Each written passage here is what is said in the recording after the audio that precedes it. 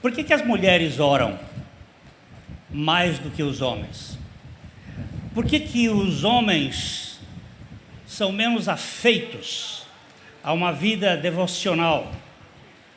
As mulheres são mais atentas a este assunto. Porque os homens, de forma geral, têm dificuldade de se dedicar à vida devocional. E como cultivar a vida da verdadeira piedade? E eu fui conectado aqui pela organização para nós olharmos o Salmo primeiro, o Salmo 1, que é assim o introito do livro dos Salmos, que na verdade são 5 livros e eles têm este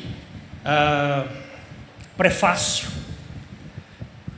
O objetivo do salmista aqui é nos ensinar o caminho para a bem-aventurança e nos advertir da destruição segura dos pecadores.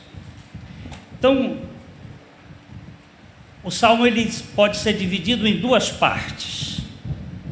Os 3 primeiros versículos, ele vai falar desse estado de felicidade, que é a bem-aventurança. E os 3 seguintes seria a destruição fatal daqueles que estão distantes da fonte de toda a vida.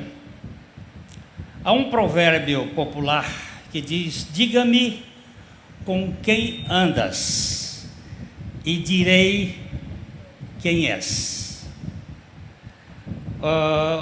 Provérbios capítulo 13, o verso 20, numa versão que eu gosto, diz: aquele que anda com homens sábios será sábio, mas um companheiro de tolos será destruído.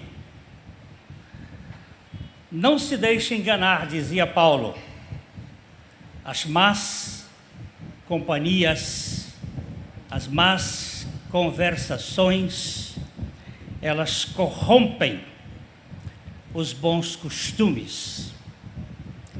Então, o assunto deste salmo pode ser considerado em alguns aspectos como um texto prioritário do livro dos Salmos, o prefácio, onde ele entrelaça uma mensagem daqueles outros 149 salmos. Este salmo pode ser assim dividido. Vamos ler então os 3 primeiros versículos. Bem-aventurado,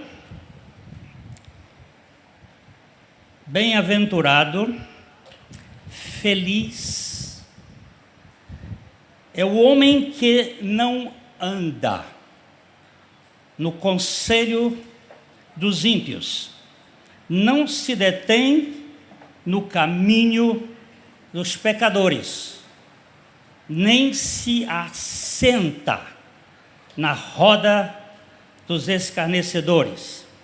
Quando a gente anda, acaba se detendo, e quando se detém, acaba assentando. E uma vez assentado, está lascado. Antes, o prazer, o deleite, está na Torá do Senhor. Não simplesmente em mandamentos, mas também. Mas em todo o pensamento de Deus, revelado na sua palavra. E na sua Torá e na sua lei medita, de dia e de noite. Ele é como árvore plantada. Não simplesmente uma árvore que nasceu, mas plantada junto à corrente de águas, que no devido tempo dá o seu fruto e cuja folhagem não murcha, e tudo quanto ele faz será bem sucedido. Davi estabelece em que consiste a felicidade, a bem-aventurança de um homem piedoso. Quais são os seus exercícios e quais as bênçãos que ele receberá do Senhor. A segunda parte, então, vamos ler, ela trata do contraste. Os ímpios são assim. Não são assim. São, porém, como a palha que o vento espalha. Por isso os perversos não prevalecerão no juízo, nem os pecadores na congregação dos justificados. Já que a Bíblia fala que não há justo nenhum sequer, mas nos coloca na posição de justificados pela graça de Deus. Pois o Senhor conhece o caminho dos justificados, mas o caminho dos ímpios perecerá. Enquanto meditamos na Tua palavra, Pai, trazes a revelação para a glória do Teu Filho. Amém. Antes de qualquer comentário, o homem bem-aventurado neste salmo é Cristo Jesus. Lutero, ele diz que o primeiro salmo fala sobre Cristo Jesus. Literalmente. O homem bem-aventurado e aquele que nos abençoa. Eu tenho uma tendência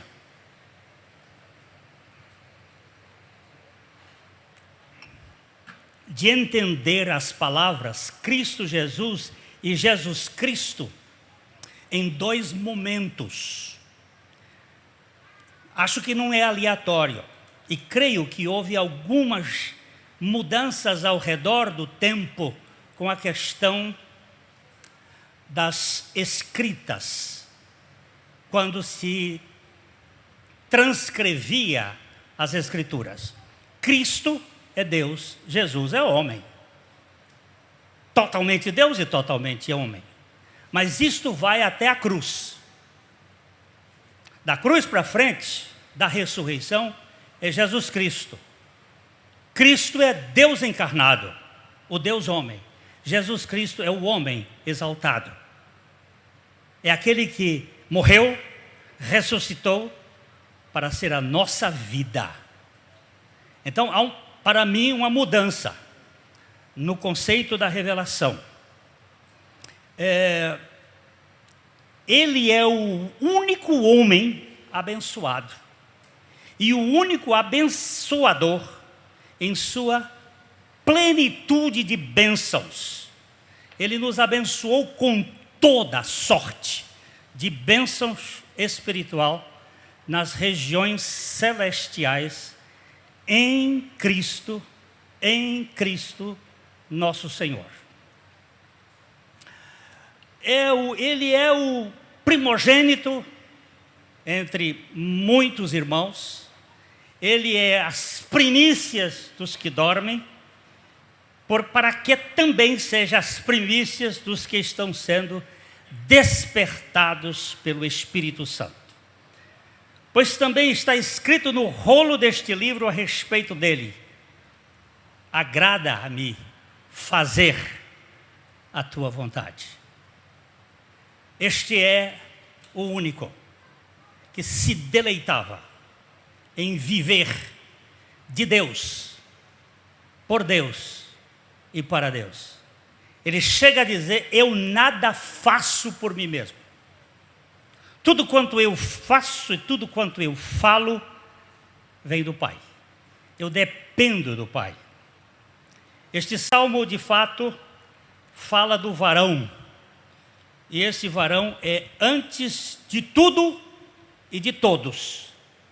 Cristo Jesus. Eu gosto muito de uma história que Spurgeon conta. Eu vou ler, para também não me perder. Um jovem tinha pregado na presença de um respeitado teólogo. E ao final, foi até o velho ministro e disse: o que o senhor achou do meu sermão? Um sermão muito pobre, de fato, disse o ancião. Um sermão pobre? Ele me custou um longo tempo de estudo. Sem dúvida. Eu não duvido disso. O senhor não acha que a minha explanação do texto foi muito boa? Ah, sim, disse o velho pregador. Muito boa, de fato. E por que o senhor disse que o meu sermão é pobre? Porque nele não há Cristo. Bem, disse o jovem, Cristo não estava no texto. E nós não devemos pregar Cristo sempre. Nós devemos pregar o que o texto diz. O idoso disse: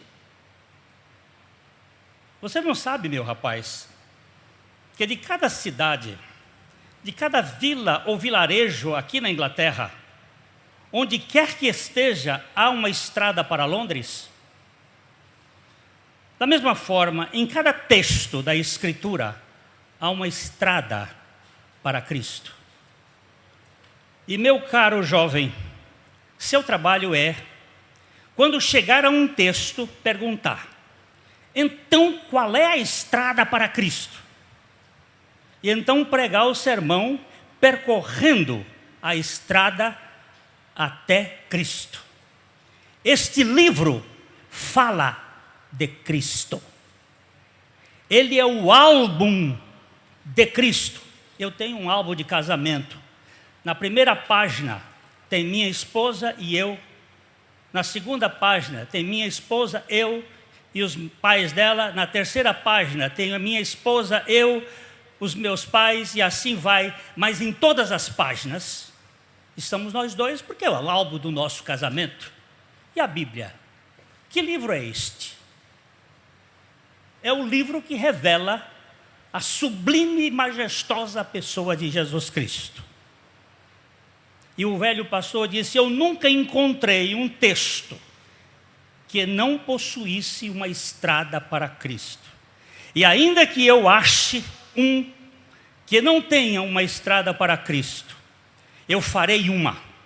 Eu passarei por cima das cercas e valas e construirei pontes, mas eu chegarei no meu mestre. Pois um sermão não pode fazer nada de bom a menos que tenha o perfume de Cristo nele. Isto é maravilhoso. Em cada texto da Escritura há uma estrada para Cristo. Esta mensagem foi gravada durante o evento da Consciência Cristã e faz parte de uma série de outras mensagens que estão disponíveis no Bless, uma plataforma de estudos bíblicos focada em te auxiliar na sua jornada de fé. Acesse o link que está na descrição e saiba mais. Para sermos bem-aventurados, nós precisamos estar em Cristo. Meus irmãos, esta preposição em, ela substituiu a preposição com. Emanuel esteve conosco, mas hoje Ele está em nós e nós nele. Há uma diferença. Às vezes eu vejo, e eu andei por muito tempo andando com Cristo, mas às vezes eu despregava dele. Assim como Adão lá no jardim tinha comunhão com o Senhor, mas não tinha união com o Senhor. Há muita gente que está na igreja, mas nunca esteve em Cristo. Precisamos estar unidos a Cristo para termos a bênção ou as bênçãos de Cristo. Unidos a Cristo, toda bênção e compreensão são nossas, porque Ele está em nós. Para ter uma vida devocional de verdade, nós precisamos estar em Cristo. Talvez, eu não sei, eu não consigo ler muito, meu inglês é curto. Mas um dos teólogos que mais mexe comigo nesta área é John Owen. Um dos maiores teólogos, eu acho que depois de Paulo, alguns botam Agostinho, mas eu estou tendente a ficar com Owen. Ele disse que levou muito tempo com uma frágil vida na piedade, até que Deus foi majestosamente gracioso e lhe deu uma crise tão profunda, tão séria, que o Espírito Santo o levou a ver pela fé a sua união com Cristo. Onde ele escreve tão eloquentemente, e ele diz assim: achamos muito difícil desfrutar de Deus sem a união com Cristo. Que prazer é este? Que ele diz: o meu prazer está na lei do Senhor, ou na intimidade com o Senhor. Sem a nossa união com Cristo, não temos condições de ter comunhão com Deus. John Owen, ele também era pastor. E quando ele escreveu Com Poucos de Nós, ele incluiu a si mesmo. Tem uma genuína comunhão com Deus. E ele escreveu: eu mesmo preguei a Cristo há alguns anos, quando tinha pouco, se é que tinha, conhecimento experimental do acesso a Deus por meio de Cristo, até que o Senhor se agradou em me visitar com grande aflição. Como é bom a aflição. Eu passei por uma agora em março e abril do ano passado, com um Covid daquele Delta. Meu pulmão foi a mais de 50% comprometido com uma bactéria maravilhosa, que me deixou bem próximo de chegar na casa do meu pai. Mas uma noite eu fui visitado pelos cosmocrátares, eles são ligeiros, e ele disse: você vai morrer. E eu disse: como é que se mata quem já morreu? Você vai tirar o quê? Eu já morri com Cristo, Cristo é minha vida. Aquela madrugada foi a madrugada mais preciosa. Eu digo, a bênção do Covid. Venha, Covid meu. Tanta gente com medo dele. Mas Deus tem umas crises maravilhosas para nos fazer dependentes inteiramente do Senhor. Não há cristianismo, meus irmãos, dissociado da união com Cristo. Mas nós também não podemos excluir os nossos irmãos que viveram antes da encarnação de Cristo. Será que eles não estavam em Cristo? Evidentemente que estavam. Essa história não é só da encarnação. Nós temos logo no Gênesis 3, 5, 15, o Senhor colocando uma promessa. Ele disse: olha, eu porei uma inimizade entre ti e serpente. e a mulher. Entre a tua descendência, serpente. Qual é a descendência da serpente? Nós, a raça humana, vós, raça de víboras. Quem não nasceu de novo é filho da cobra. Não tem conversa. Pode ter uma vida linda, socrática, mas se não nasceu de novo, não entra no reino de Deus. Jesus não mente. Então, porém, inimizade entre ti e a mulher, entre a tua descendência e o seu descendente. Este te esmagará a cabeça, mas tu vais picar o calcanhar dele. Mas essa turma toda, o professor Adalto disse que de Noé para cá, ele sabe bem da origem dele. Para trás a gente não sabe, mas a gente sabe da turma da fé, pelo menos 3. O próprio Abel, o Enoque e o Noé, eles estão lá no livro da fé. Eu não gosto de dizer que são os heróis da fé. Essa palavra, para mim, não tem sentido, porque a fé é dádiva, ninguém conquista, é dom de Deus. Herói é para quem sobe em pódio, e não para quem vai para a tumba. Ali é dádiva, é graça de Deus. E nós temos toda essa gente do passado, que tinha esperança da redenção, ela estava no mesmo pacote. O pacote eterno do nosso Senhor Jesus Cristo. A semente de Abraão, todos os parentes da terra também serão abençoados neste Jesus Cristo maravilhoso. Cristo propôs esse objetivo. Ele disse assim: aquele que de mim se alimenta, por mim viverá. Trata-se de uma dieta não vegana, mas uma dieta absoluta, sem nenhuma outra coisa senão a suficiência de Cristo.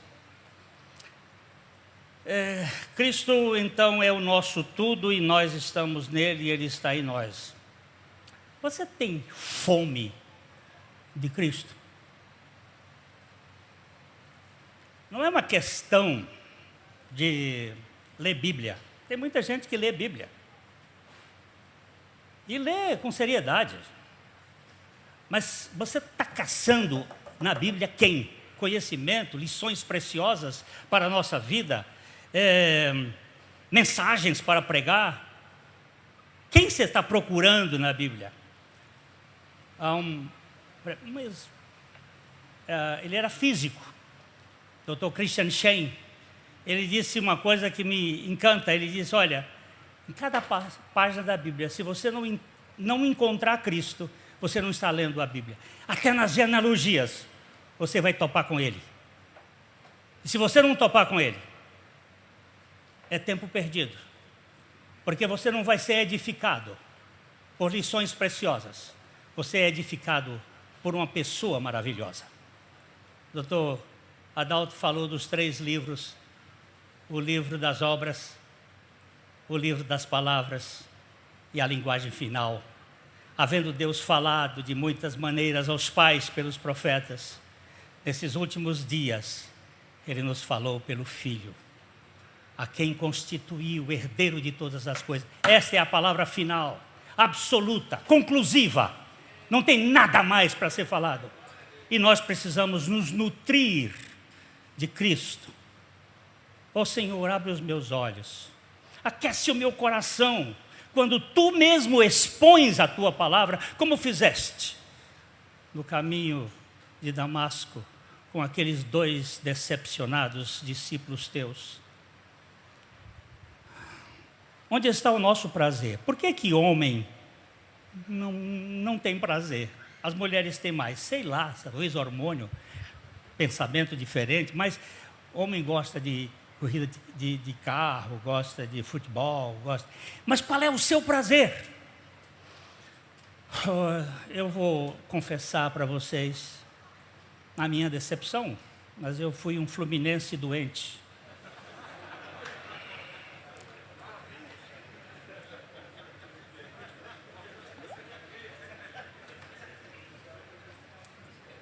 Eu morei no Rio de Janeiro 11 anos e o Maracanã foi meu templo.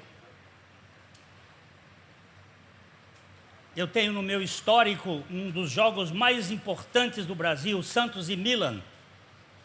1963, mais de 150 mil pessoas dentro daquele estádio do Maracanã, e chovia e a gente não podia nem pular quando os 4 gols, 2 do Pepe maravilhoso. Eu era um futebolista, hoje não tenho prazer nessa porcaria, gastei tanto tempo vendo porcaria que nunca me edificou. Mas é carne. É carne. Temos o desejo pelo Senhor, dia e noite. Temos o desejo dele. Eu quero ficar contigo. Oh Maria, deixa as Martas correndo de um lado para o outro. Eu vou aqui ouvir o Senhor, eu quero ficar com ele. Espera aí, Maria não era preguiçosa. Não vem aqui com pragmatismo, não. Foi ela que quebrou o alabastro nos pés do Senhor. E para ela quebrar esse alabastro custou 300 denários, segundo o vigarista do Judas.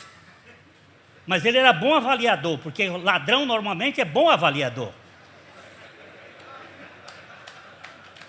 Mas gente, aquela mulher, ela tira a gente do sério. Por quê? Porque ela sabia o que é prioridade.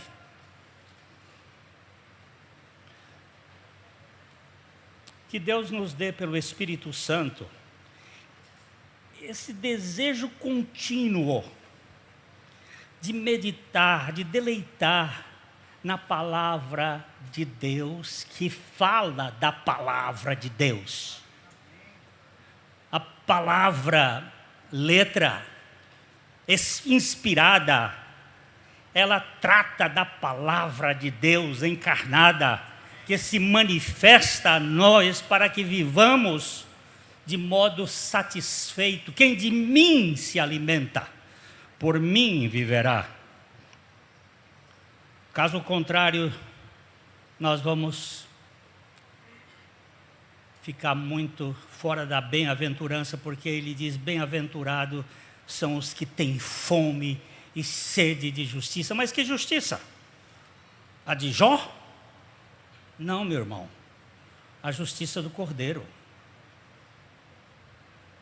O grande problema de Jó foi a sua própria justiça. A minha justiça me apegarei e não alargarei.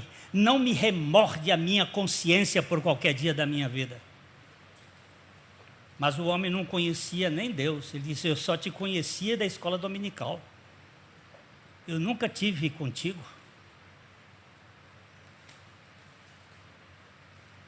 Eu vou só fazer um parêntese aqui, que a mente voltou.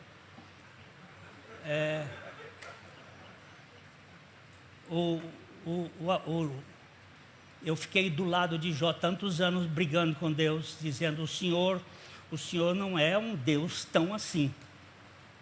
Pega o seu amigo e bota na mão do diabo. E ele me chamou a atenção e disse um dia, depois de tanta luta, foram anos, ele disse: eu vou te emprestar meus óculos para você ler o livro de Jó, e nunca mais você me criticar. E gente, eu me assustei. Porque Deus não é injusto. Eu escrevi um livrinho sobre esse assunto, O Crime da Letra. Mas é muita coisa, é só para parênteses. Eu gosto daquele o Magnificat. Ai, meu Deus. Encheu de bens os famintos e despediu vazio os abastados, os que se bastam, aqueles que se acham suficientes, aqueles que estão cheios de si mesmos. Amparou a Israel, seu servo, a fim de lembrar-se de sua misericórdia, a favor de Abraão e da sua descendência para sempre, como prometera a seus pais. Em Cristo está a perfeição, em você e em mim, está em perfeição. E o que você e eu temos vem dele, vem de Deus, e vem através de Cristo, porque dele, por meio dele e para ele são todas as coisas. Glória, pois, a ele eternamente. Amém.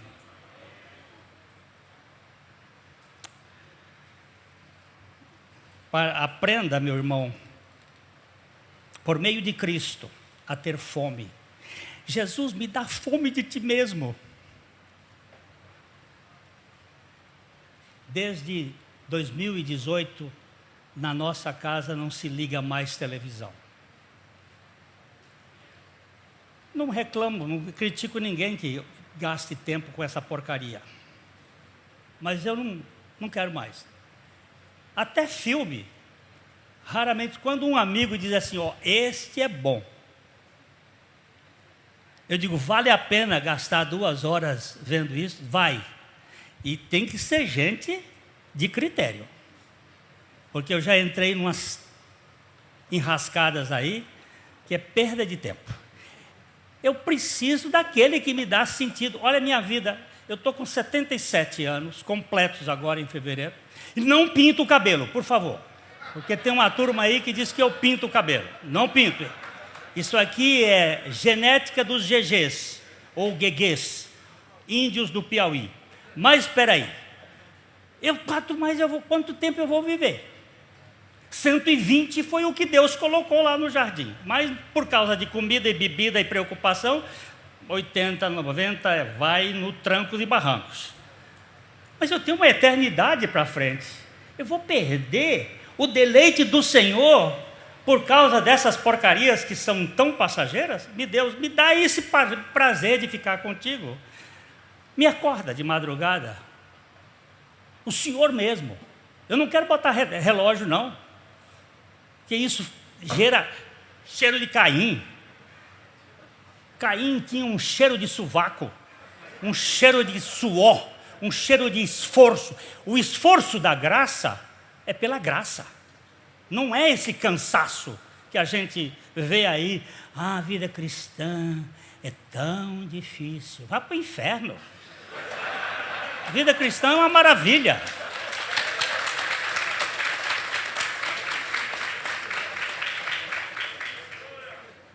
O que significa, meus irmãos, bem-aventurança? O que é essa bem-aventurança? Bem-aventurado é o varão, é Cristo, mas e eu nele? Não sou bem-aventurado? Certamente. Essa bem-aventurança é por Deus, é em Cristo, com todas as bênçãos, em todas as circunstâncias, através do tempo e da eternidade, no mais alto grau. E eu fiquei tão precioso por ver a definição do Dr. Adalto da reta. É um círculo com raio zero. Porque esse universo todo redondo cabe na mão dele. E eu aqui preocupado com o Fluminense. Que idiotice! Que pequenez! Oh, meu Deus! Eu tenho 4 netos.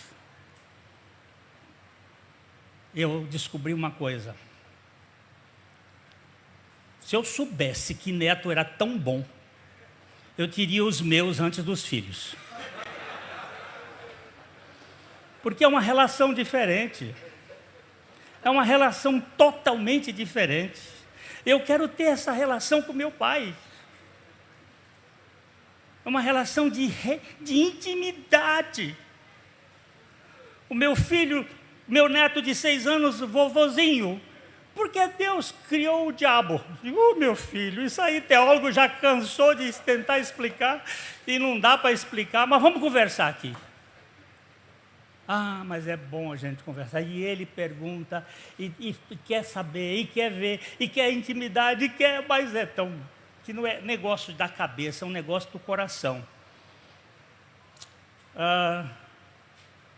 Se tentarmos fazer isso por nós mesmos, sermos bem-aventurados, tentarmos andar tentarmos não deter, tentarmos não sentar fora de Cristo, isso pode acontecer duas coisas.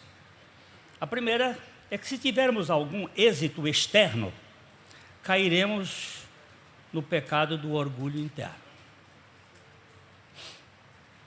Eu costumo falar de pecados nobres e pecados podres. Nós, às vezes, damos muita ênfase no pecado podre, mas o pecado nobre, por exemplo, eu cantar um hino sem fé. Eu vou lá na frente e canto um hino, mas eu não estou com fé. E tudo que não é de fé é pecado. Ou vir aqui pregar sem fé, isso é pecado. E o negócio é pesado, porque eu não escapo. E eu preciso de um Salvador que não seja um fantoche, que não seja aquele crucificado na Sexta-feira da Paixão em Pernambuco, que é apenas um teatro, mas um Salvador, que assumiu a minha causa, que morreu a minha morte e que ressuscitou para Ele ser a minha vida. É só isso que pode tirar o meu orgulho, porque às vezes eu acho que porque eu faço certas coisas, eu mereço o reconhecimento. Esse é o primeiro perigo de termos algum sucesso externo na conduta e cairmos no pecado. Não sou como os demais homens. Elenca algumas coisas negativas que não faz, outras positivas que faz, e a coisa é feia. A segunda causa é, se fracassarmos, entrarmos no perigo do desânimo. Isso não funciona. Isso não funciona. Um dia depois da pregação, um irmão que estava nesse vai e vem, como a onda do mar, impelida e agitada pelo vento, de ânimo dobre, vai e volta. Ele agarrou-se comigo, e ele era um pouco mais forte do que eu. Ele agarrou-se comigo. Naquele tempo eu usava terno, gravata. Hoje eu só uso ternos afetos de misericórdia. E ele agarrou-se comigo e dizia para mim: não tem jeito, pastor, eu sempre... Eu digo: não tem jeito de quê, meu irmão? Que Deus é esse que você crê? Que história é essa? E nós passamos os dois, por eu tirá-lo da frente da igreja, os dois por uma porta estreita, porque eu queria tirar ele estava chorando muito, e eu entrei no meu gabinete de fasto, mas o paletó ficou todo lambuzado de catarro, ele fez uma breada. Eu disse: olha, isso aqui se lava, e pecado se limpa.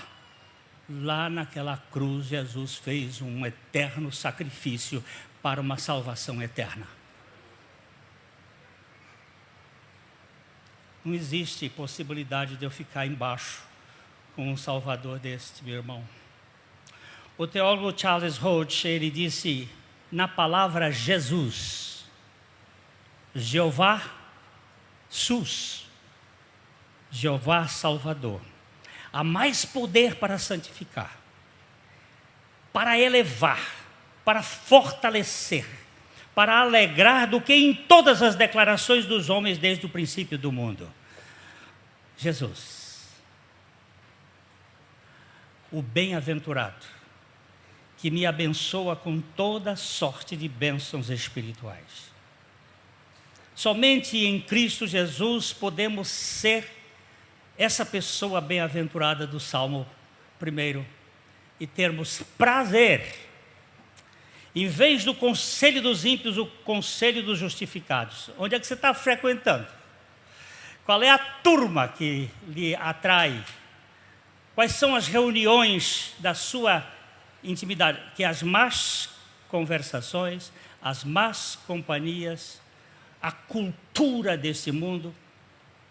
Ontem o pastor Heber falou sobre a santificação ali, quando Jesus ora naquela oração sacerdotal. Não tires do mundo. Ele não quer que nós sejamos arrancados deste mundo, sejamos desarraigados do mundo, mas não deixar de viver no mundo, mas livres do maligno, da sua cultura maligna. E qual é a cultura do maligno? Qual é a cultura do maligno? Quando Jesus contou para os seus... primeiro, Jesus perguntou assim, o que vocês ouviram falar a meu respeito? Dizem que é Jeremias, João Batista, alguns dos profetas. E vocês, qual é a opinião de vocês? Pedro disse, tu és o Cristo, o Filho do Deus vivo. Ele disse, Pedro, não foi você que teve essa ideia. Isso aí foi meu pai que cochichou para você. Você não iria saber isso nunca. Eu também te digo que tu és um pedregulho e sobre esta rocha eu edificarei a minha igreja. E as portas do Hades não prevalecerão contra ela.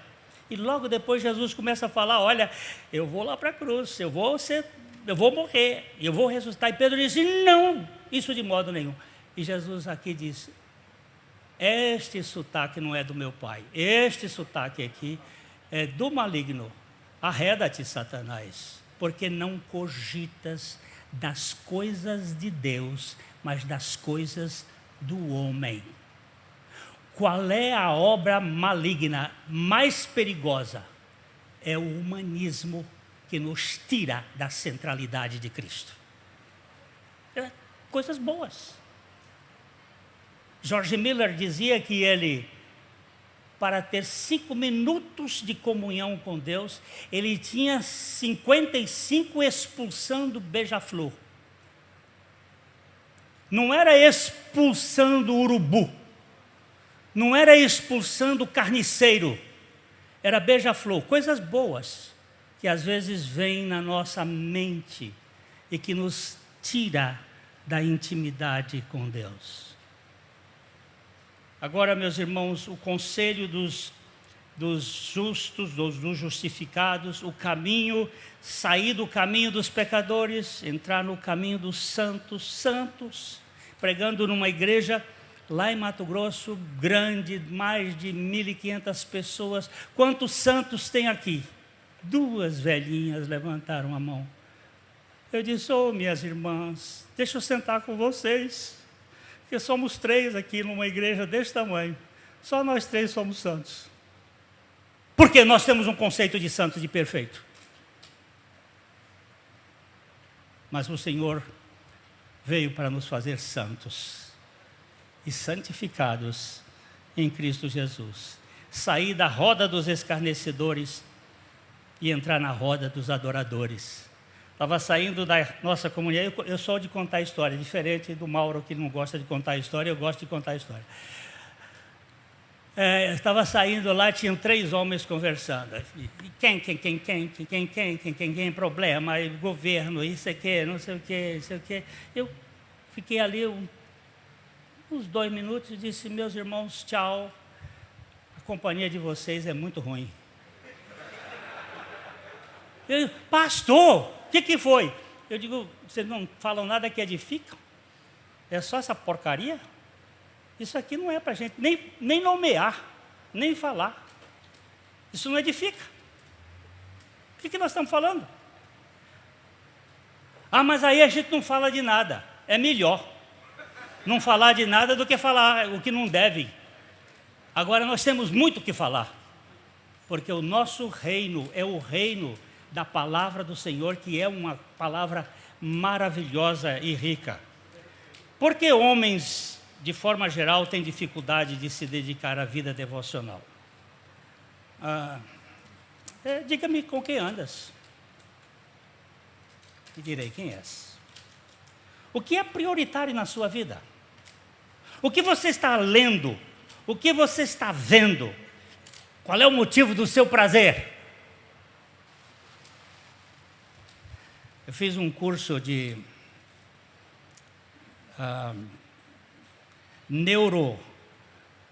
Não é neurolinguística, não. Lá no seminário de Winton, eu estava vendo que o mesmo cabo que liga ao sexo, liga a uma zona que, segundo os neurologistas, é o Santo dos Santos, que ali nem Alzheimer entra. Eu vi isso também agora, eu esqueço muita coisa, mas os textos bíblicos eu não esqueço. Porque ele está lá no Santo dos Santos. Tem um lugar lá na cabeça da gente que eu não sei que Deus fez. E é o mesmo prazer de um orgasmo. É acima. Só que aquele é instantâneo. E esse é eterno. Olha que coisa mais linda. Oh, meu Deus. Como cultivar a vida de piedade, mesmo no contexto das demandas, das imensas demandas do dia a dia. Paulo parece que tem uma receita. Vamos dar só essa lidinha no Gálatas capítulo 6, verso 14. Mas longe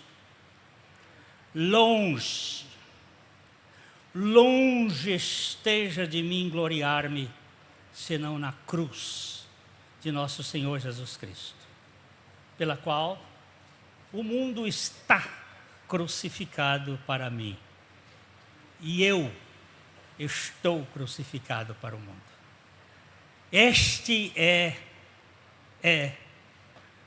o ponto. Deus revela-me onde eu estava quando Jesus Cristo morreu. Há um livro de Maxwell que tem o título Nascido Crucificado. Onde eu estava? Lá na cruz com Cristo. Se eu estava em Adão quando Adão pecou de modo natural, aqueles que o Pai deu a Cristo estavam em Cristo quando ele morreu. E todo aquele que crê, eu não digo acredita, gente. Acreditar é uma coisa, crer é outra. Acreditar é uma questão de razão, de lógica. Crer é o mistério da fé. É o mistério da piedade. É o mistério do Espírito Santo. Os 14 mistérios da Bíblia. O único que foi revelado foi o mistério do Evangelho, que resume Cristo em vós, a esperança da glória. Que o Senhor seja engrandecido em nossas vidas. Que nós vivamos para a glória dEle. Não há receita. O único jeito é você morrer e ressuscitar com Cristo, para ter prazer nele. É mais fácil você esfriar um fanático do que esquentar um defunto. Só com a vida de Cristo. Nosso Pai, opera em nós e tira-nos deste lugar de religiosidade do muque e dá-nos a suficiência de Cristo, para que em tudo Ele seja engrandecido.